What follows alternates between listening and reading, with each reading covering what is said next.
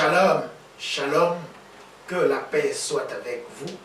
Bonjour, bonsoir, selon le temps que vous prenez cette antenne. Je suis excellent APM, l'apôtre Paul Messie, l'ange d'Éternel qui se tient devant la face de Dieu et qui officie au ministère Céphen, ministère colonne de feu et de nuée. Nous sommes au Gabon. Alors, bienvenue à notre rencontre habituelle que nous appelons Christ à l'œuvre. Et nous verrons Christ à l'œuvre aujourd'hui dans l'Ancien Testament.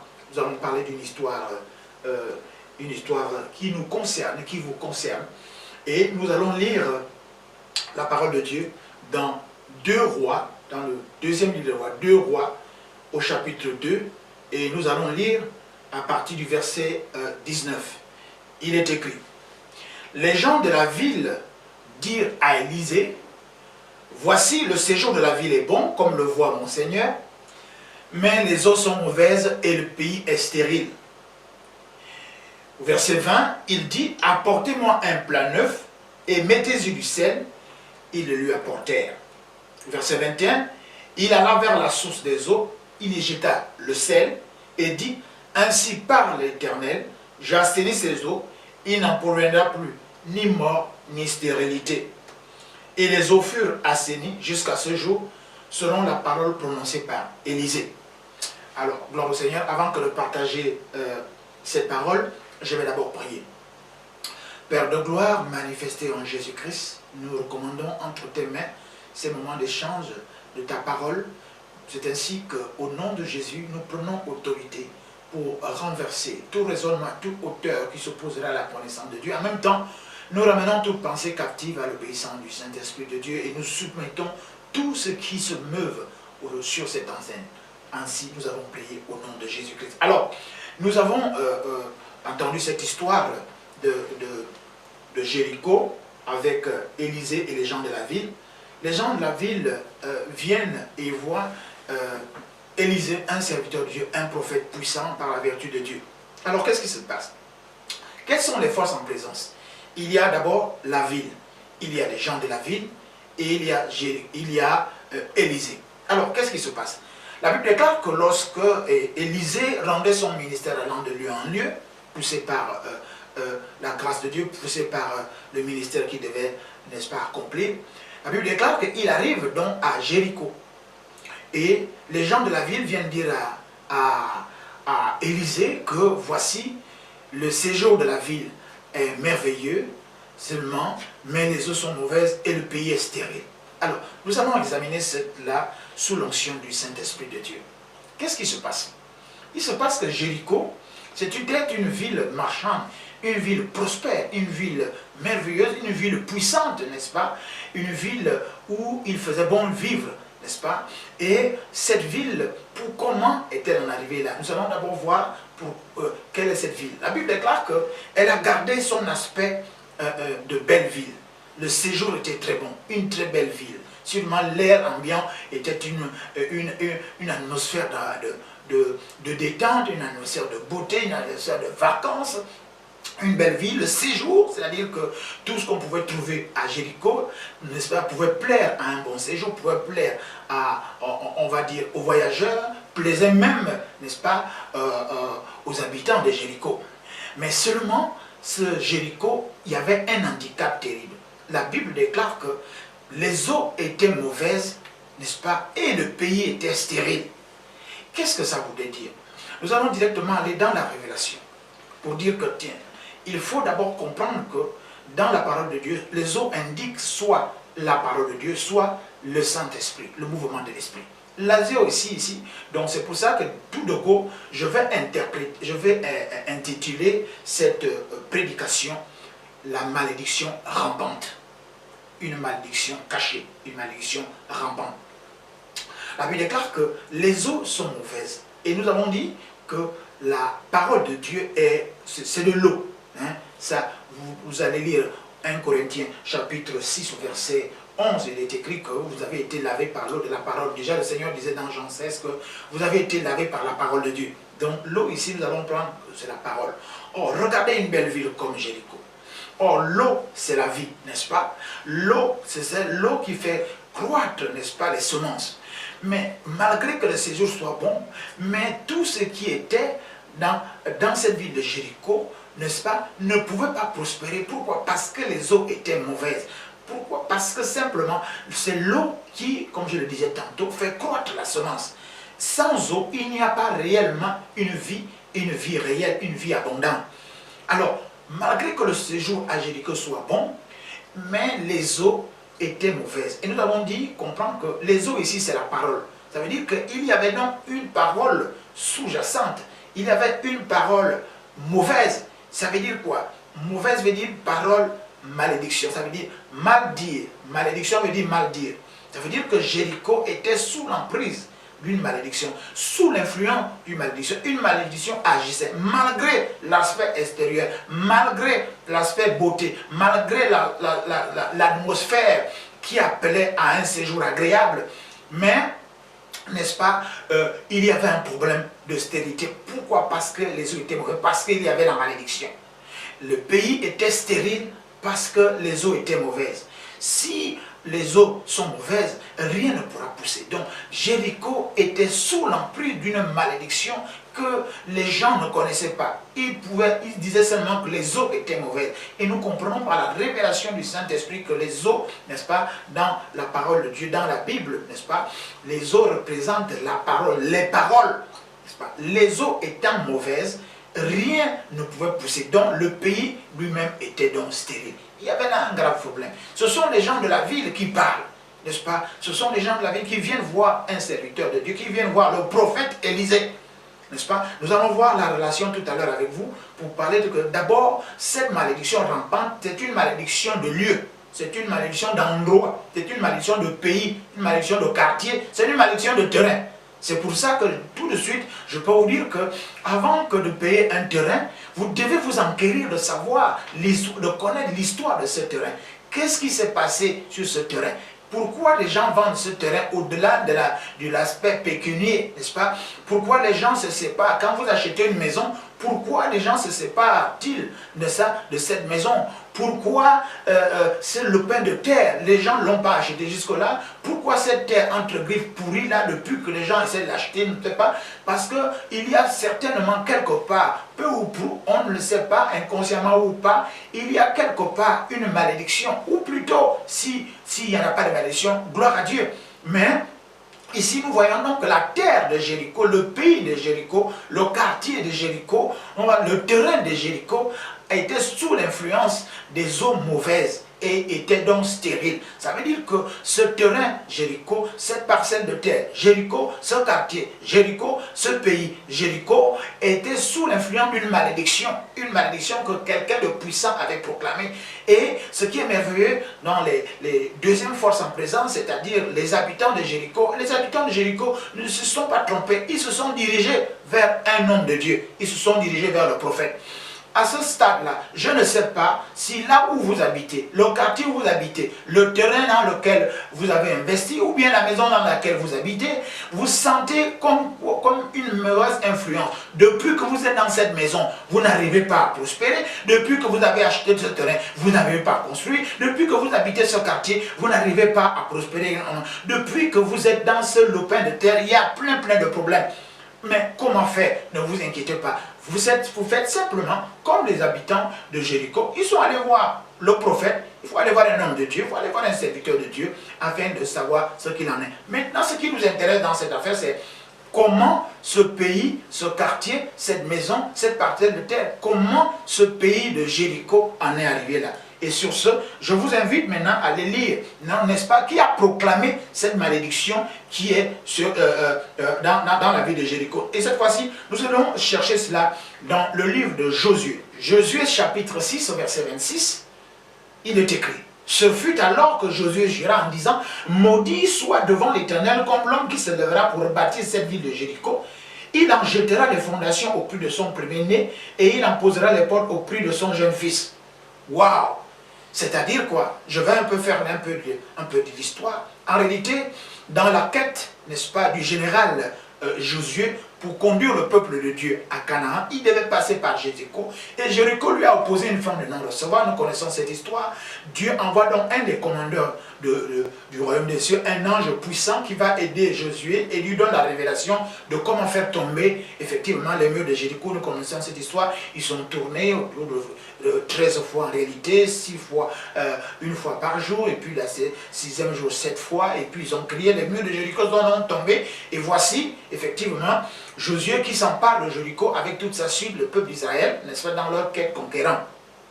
Seulement, comme Jéricho a opposé une fin de non-recevoir, donc après la prise de Jéricho, n'est-ce pas, Josué va prononcer des malédictions.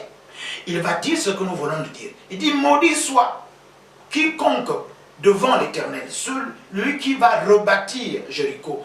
Il perdra, n'est-ce pas, son fils au prix de cela, et de son fils premier-né. Et, n'est-ce pas, et celui qui posera les portes également, son second fils, n'est-ce pas, son fils cadet ou son dernier fils mourra. Voilà des malédictions qui ont été lancées.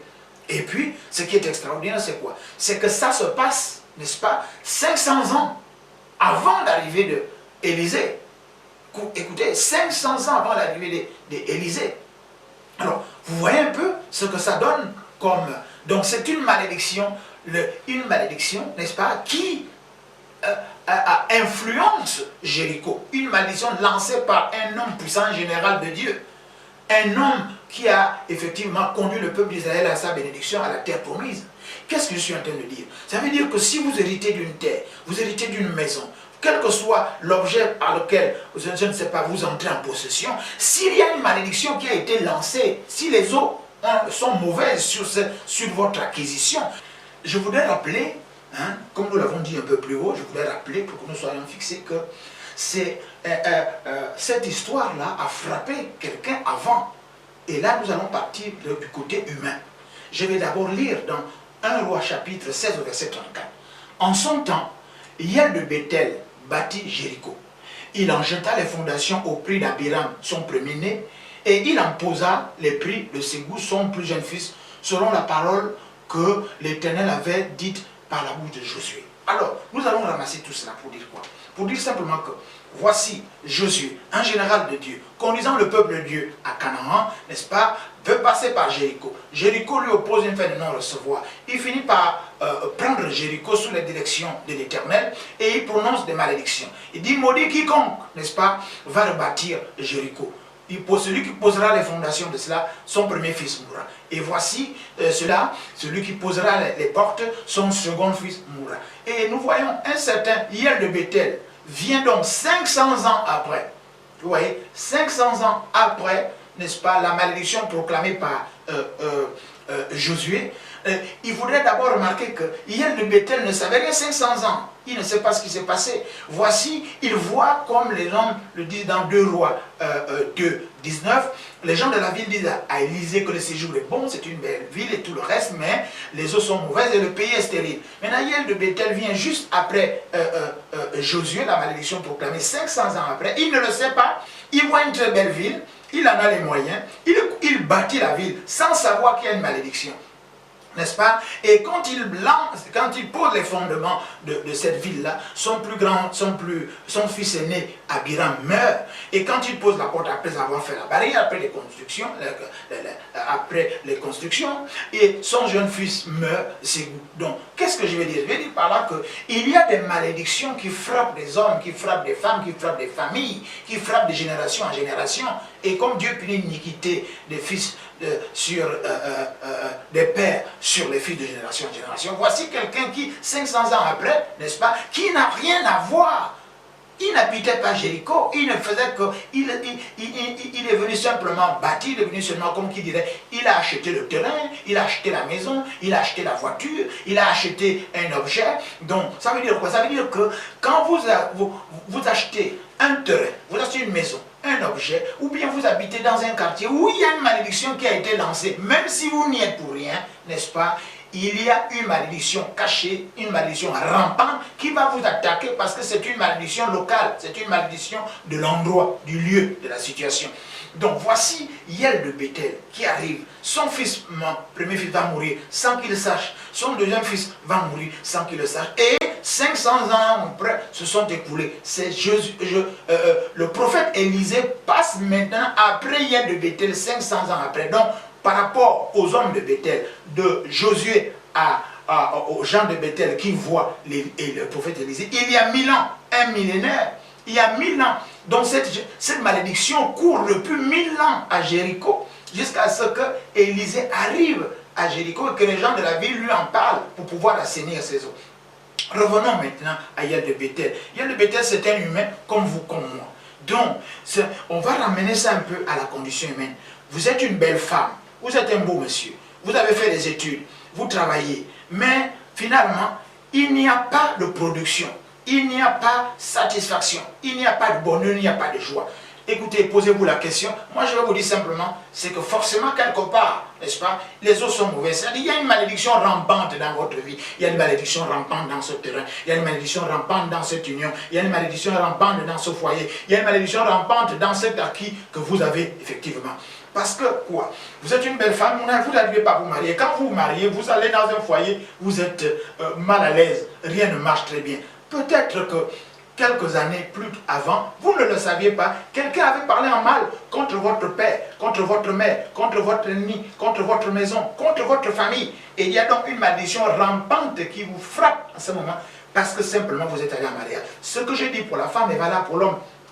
Vous avez bien fait des études, vous avez voyagé, peut-être vous êtes allé à l'étranger, vous êtes revenu barrer des diplômes, vous commencez à travailler, mais vous n'investissez pas. Et quand vous investissez, c'est stérile. Donc les eaux sont mauvaises. Et quand les eaux sont mauvaises, il n'y a rien qui croît. Donc il y a une malédiction qui est cachée dans votre vie. Il y a une malédiction qui est cachée et qui agit dans votre foyer, qui agit dans votre travail, qui agit dans vos investissements, qui agit simplement dans votre vie. La Bible déclare que nous repartons maintenant vers Élisée avec les gens de la ville. Ils sont allés le voir que quelque chose ne va pas. Ça veut dire que Élisée est un type de Jésus-Christ. Élisée est un type de pasteur, est un type d'homme de Dieu. Je suis sûr que vous allez rencontrer un homme de Dieu qui va vous dire simplement, écoutez, venez à Jésus pour être lavé de cela. Élisée leur dit, écoutez, donnez-moi, prenez une assiette neuve, n'est-ce pas, un plat neuf, mettez-y de sel et on va aller à la source des eaux. En filigrane, qu'est-ce que ça veut dire? Ça veut dire simplement que Élisée dit, écoutez, donnez-moi un plat neuf. Donc, vous voulez que la malédiction cesse? Donnez-moi une nouvelle vie. Donc, il faut acquérir une nouvelle vie. Vous devez donner au prophète. Vous devez donner donc à Jésus votre vie. Vous devez donner à l'homme de Dieu, n'est-ce pas, l'acceptation. Il doit entendre votre confession que vous acceptez. Lorsqu'on est en Christ, on devient une nouvelle création. Les choses anciennes sont passées, toutes choses deviennent nouvelles. Élisée demande aux gens de Jéricho, dit, donnez-moi un plan neuf, un nouveau cœur, une nouvelle vision, une nouvelle espérance, une nouvelle vie. Donnez-moi quelque chose qui soit neuf, changez de vie, repentez-vous et donnez votre vie à Jésus pour que vous soyez effectivement lavé de tous ces mauvaises eaux. N'oubliez pas que la Bible déclare que Christ a pris nos iniquités, il a pris nos transgressions et les châtiments qui nous donnent la paix de tomber sur nous et c'est par ces mérites que nous sommes guéris. Je suis là dans Isaïe 53. Alors qu'est-ce que je vais dire par là? Je vais dire que simplement, écoutez, il y a une malédiction dans votre vie, il y a une malédiction rampante, cachée, que vous ne soupçonnez même pas, vous n'êtes même pas au courant, vous n'y êtes même pour rien, mais comme vous vous êtes retrouvé, comme qui dirait, au mauvais endroit, au mauvais moment, mais gloire soit rendue au Seigneur, ne vous inquiétez pas pour ça, Jésus-Christ de Nazareth est venu pour ça.